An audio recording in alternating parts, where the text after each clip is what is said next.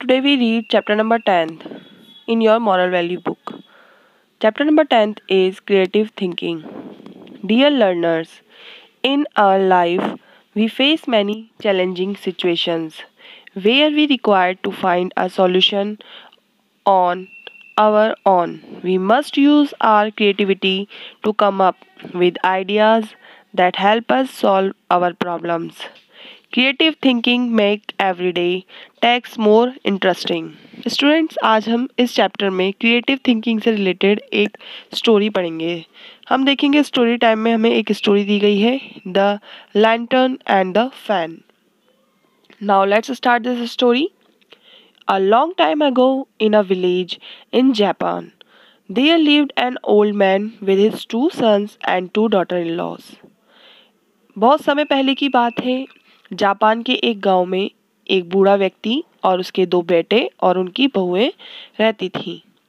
One day the old man fell ill and the doctor said the nothing could cure him.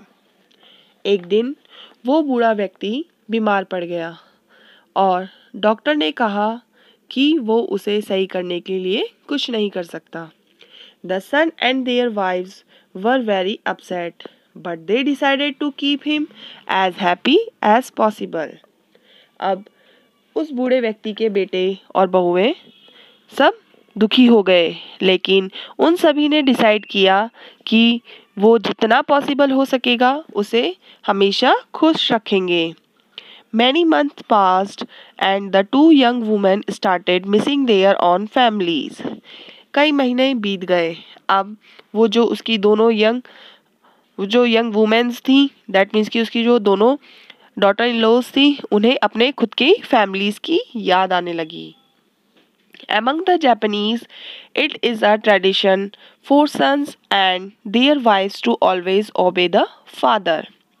अब यहाँ आपको बताया गया है कि जो जापानीज लोग होते हैं उनमें एक ट्रेडिशन होता है कि जो सन्स और उनकी वाइफ्स होती हैं वो हमेशा अपने फादर का ओबे करती हैं, मतलब आज्ञा की पालना करती हैं।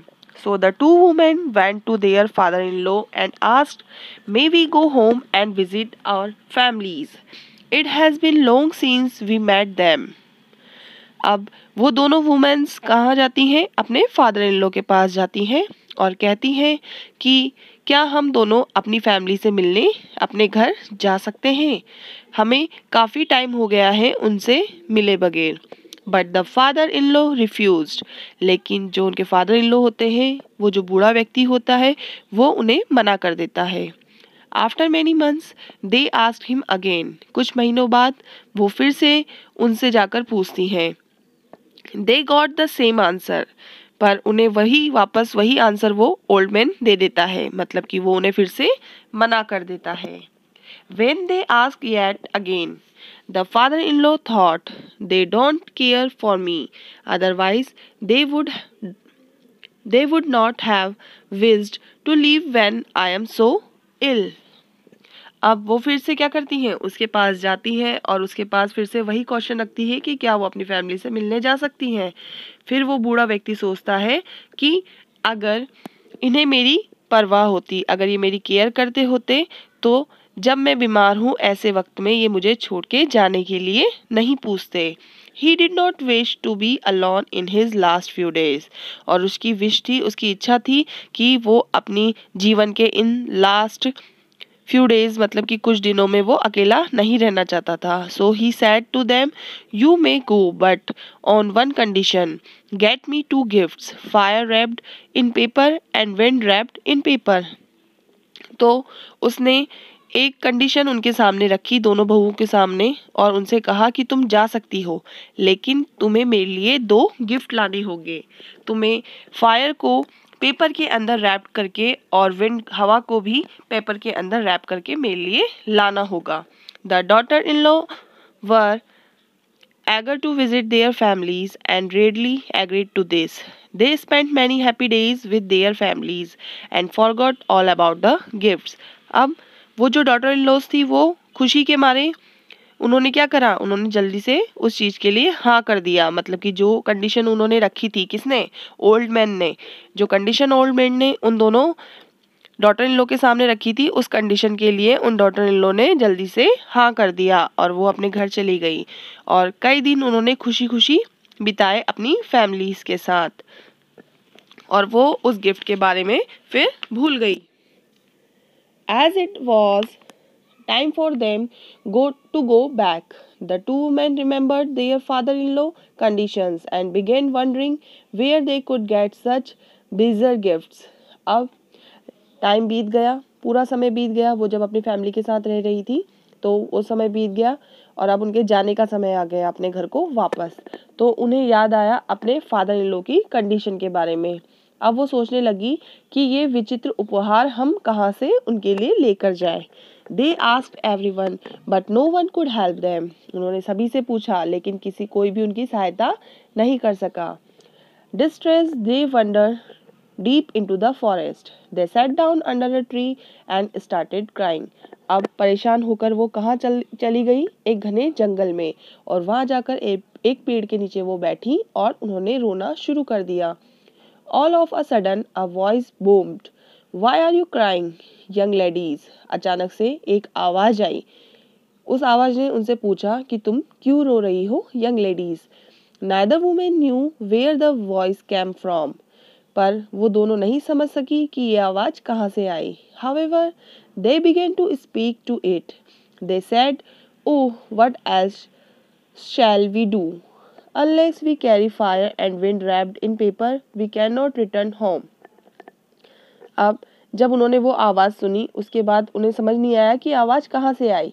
तब फिर वो दोनों आपस में बात करने लगी और एक दूसरे से कहने लगी कि हम ये कैसे कर सकते हैं, हम फायर को और विंड को किस तरीके से पेपर में रैप कर सकते हैं।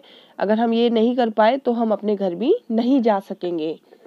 That very simple, answered the voice. तब उसी आवाज ने उन्हें आंसर दिया कि ये तो बहुत आसान है। The two women become curious and stopped crying. अब वो दोनों ही औरतें बहुत ही ज़्यादा उत्सुक हुई और उन्होंने रोना बंद कर दिया।